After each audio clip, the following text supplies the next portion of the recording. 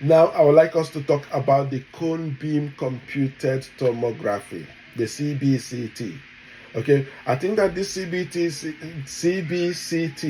is very popular in big dental hospitals. This is one of the big, because it's quite big. Yeah, sometimes in some places it would take its own room in a dental practice. This CBCT machine is quite big in nature. So this offers 3D imaging of the teeth. It gives you a 3D image of the teeth as well as the jaw of the patient and the surrounding structures with minimal radiation exposure compared to traditional CT scanning. Now, this is it's very advantageous over the traditional CT scanning because this one functions with minimal radiation, so the patient is not as exposed to radiation as they used to be when we were doing CT scanning for this for dental purposes. Okay, when we were doing CT scanning, there was quite a lot of radiation that the patient will have to absorb, but with this CBCT machines, that is minimized very, very well. It is invaluable for diagnostic and treatment planning, especially in complex cases. So there are some kind of complex cases that you will have as a dental practitioner that you will definitely need a CBCT scan for the patient. There are things that are beyond X-ray. X-ray is quite very basic. There are things that are beyond X-ray in dental practices that you are going to need this CBCT scanning, which is very invaluable in what it can do. Where can we apply the use of CBCT in dental clinical practice? We're talking about implant planning and placement. So you use 3D image output from a CBCT to actually plan implant placement with high degree of accuracy. It literally tells you exactly where you need to put the implant, because it gives you the picture of the surrounding bone. You can see the strength of the bone, you can see the strength, the nature of the bone, and all of that. You can see the adjacent teeth that is left or teeth that is not there. It gives you the very clear picture of everything that you need to see, and that helps you and guides you in placement of the dental implant. Okay, then it is also used in endodontic evaluation, especially if there is extra canals or bone resorption or fractures. You need to use CBCT to actually do that evaluation to get a clearer and a more comprehensive picture of the system in order to know how your treatment planning is going to go and how effective it will be. Also in orthodontic assessment, looking at the tooth impactions. Okay, if you have ever come across a lot of patients with impacted tooth, those of us that have worked in clinics where people didn't even use X-ray. I've worked in a clinic previously during my national youth service where X-ray was a luxury. Okay, you the kind of practices that you would go there is a bit like shooting in the dark. Now with CBCT, it eliminates everything about shooting in the dark. It tells you exactly the nature of the impaction, how it is impacted, and how you can approach it will be very, very clear. That clinical decision will be made with high level of precision and accuracy. Okay. Also, with the temporomandibular joint disorders as well and pathological conditions associated with the temporomandibular joints, you can also use the CBCT to actually determine how those disorders, the nature of the disorder, and how you can actually fix it.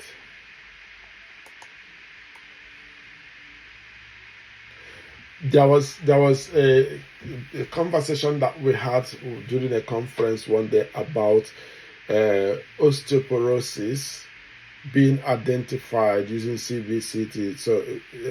So you can identify the presence of osteoporosis in a patient using CBCT. However, the conversation was that you don't go about sending patients to go and do CBCT in order to find osteoporosis, but you can identify the presence of osteoporosis in a CBCT that is already taken. Okay, so that is one thing that I would like to highlight there. We have to use it cautiously for the things that it is designed to do, not to go and start searching for osteoporosis, even though there has been cases where from CBCT outputs, the presence of osteoporosis was also identified in some patients. What are the advantages of using these CBCTs in dental practice? You have high level of precision, and you can do 3D visualization of the patient's oral cavity, as well as all the anatomical features of the teeth and mouth.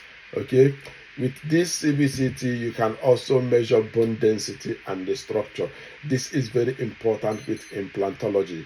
You measure the bone density, you measure the structure of the bone to eliminate the errors that dental implantologists do face sometimes when they did this implant without a proper CBCT scan.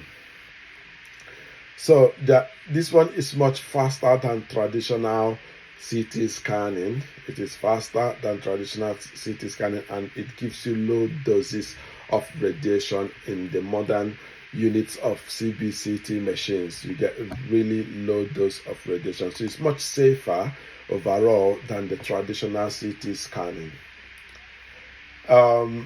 Again, some limitations to this CBCT machine used in dental practice include expensive equipment. We can't talk that enough. These machines are very, very expensive. They are extremely expensive that so many dental practices may not be able to afford it. If you're running a one-man show or a small dental practice, it might be way beyond what you can achieve. But you find this mostly in big hospitals and some big dental hospitals as well. It requires radiographic interpretation skills. So this one, it gives you the 3D image, but you need to know how to interpret dental radiographs for you to be able to actually use CBCT for effectively use the output of a CBCT machine, because you need to know how to interpret the radiographs. And interpretation of radiographs here goes beyond dental radiography, where you are doing single tooth imaging, intraoral, and all of those small radiographs that we would traditionally do in dentistry. This one, you need some advanced radiographic interpretation skills to actually be able to understand CBCT and use it for clinical plannings or treatment plannings. So this is not ideal for soft tissue imaging, because again, it x-rays the image of the patient's oral cavity, so it's not ideal for imaging the soft tissues. If not, you probably won't see the soft tissues that much, because it gives you the skeletal overview of the patient's mouth.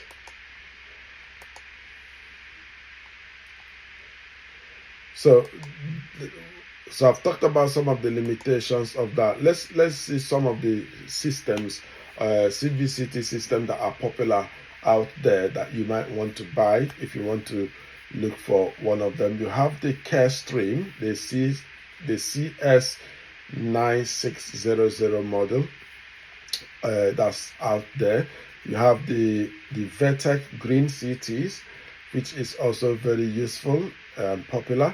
You have the Planmeca Promise.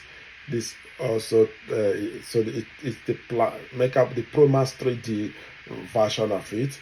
You have the Cavo OP 3D as well. So these are not all the systems out there, but these are some examples of the systems out there that you might be interested in.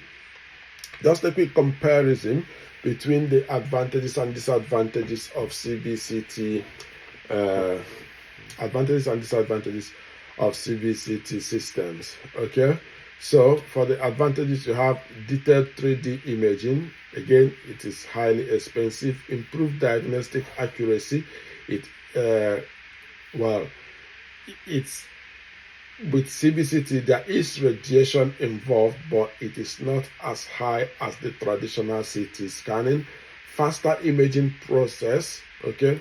It gives you a faster imaging process. It requires specialized training, which is a disadvantage. And then better assessment of bone and tooth structure. It helps you to assess the tooth structure, the bone structure with high level of accuracy.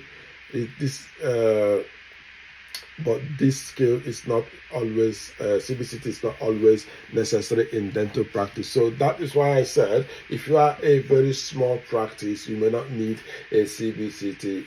It's not a machine that you use all the time. You don't send someone for CBCT if they're having dental caries or something like that. Okay, it has to be something that is very, very necessary and required before you send them for CBCT. So depending on how frequent that you use it, that can now determine whether or not it is required in your practice. So at this point, what I would ask is that